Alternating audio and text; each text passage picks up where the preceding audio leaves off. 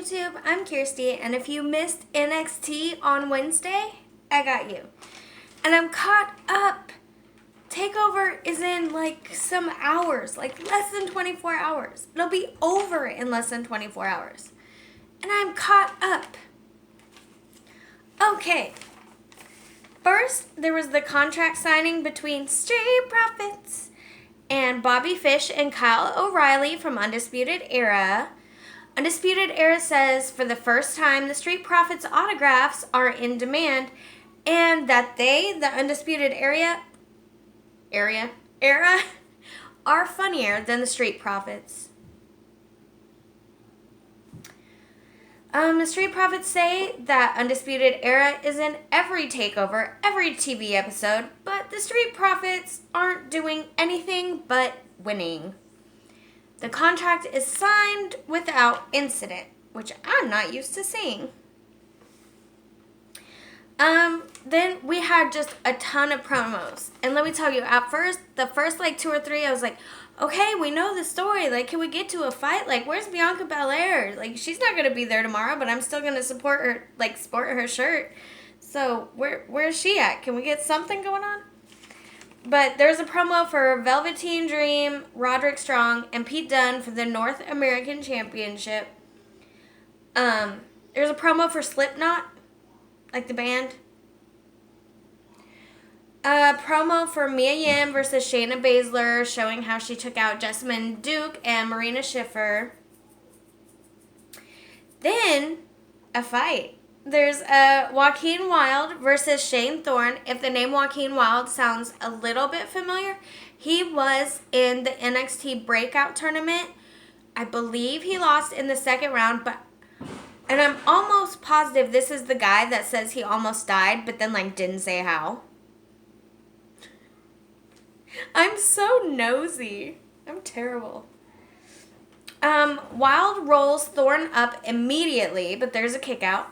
Thorne does a couple takedowns, but Wilde shows his athleticism while getting out of them. Like a lot of handsprings, and flippity-floppities, and this is a technical term.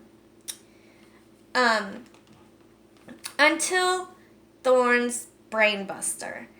Thorne does a clothesline, and Wilde does a jawbreaker and springboard back elbow. Thorne climbs the turnbuckle, but Wilde throws him down. Thorne does the European uppercut. Wilde does the pop-up boot to face.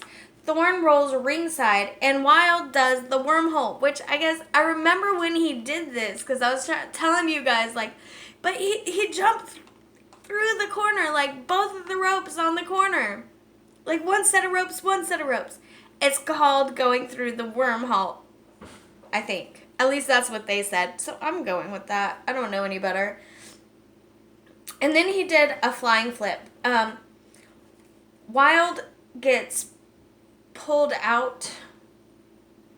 Wilde starts to go back in the ring. He gets pulled out. Thorne slams Wilde into the barricades and steel stairs.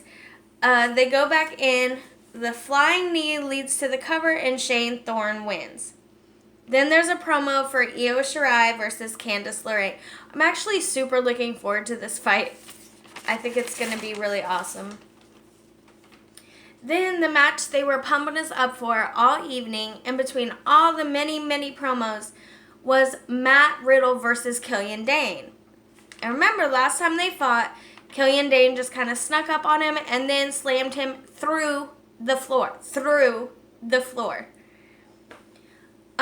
Matt Riddle's coming out. Everybody's like, bro.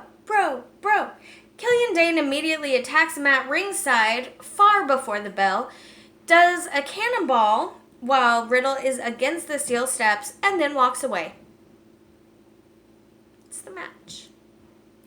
Next week, Jordan Miles, not Jordan Smiles, will be versing Cameron Grimes for the winner of the Breakout Tournament, like crown champion.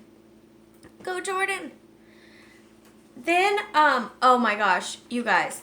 Okay, so do you remember last week how Tyler Breeze was fighting Jackson Riker from Forgotten Sons?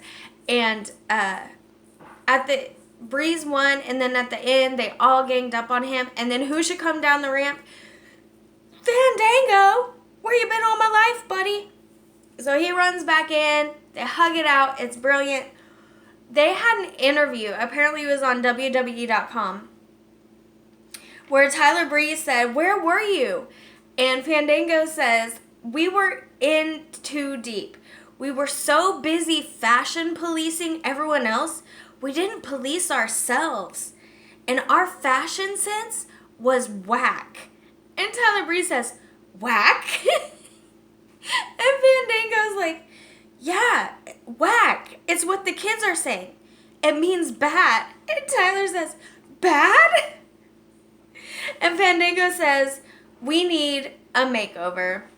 So next week, it's also going to be the Forgotten Sons and the reimagined Breezango. So that should be exciting.